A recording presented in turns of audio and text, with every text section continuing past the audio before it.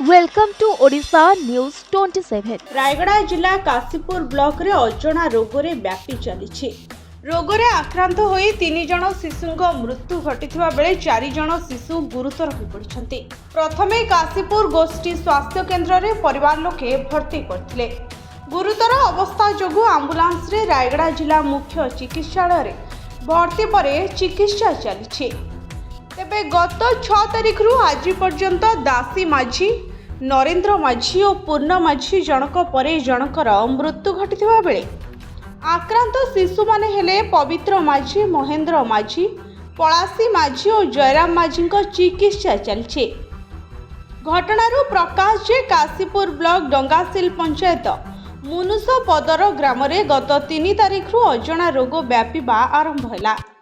एथिरे केवल शिशु माने आक्रांत हेले। रोग व्यापीबा परे ग्रामवासी यह प्रथमे जानी पारले नाही। फलरे रोग जनक परे जनक व्यापीथिला।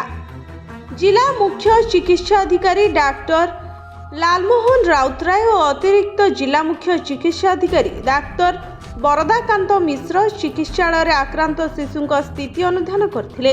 अनुध्यान परे गलारे किछि संक्रमण रोग हेतु एभली रोग व्यापीछि बोली जଣା पड़िछि। परीक्षण पई नमूना संग्रह करी परीक्षण हेबा परे रोग संपर्क रे जଣା पड़ियो बोली सूचना दैछन्ति। जो 3टा मृत्यु होती है गला 7 दिन भर एका दिन से होनी। एवं भी 5टा केस गाँव थिले एठा को अणाई भी 5टा केस अणाई।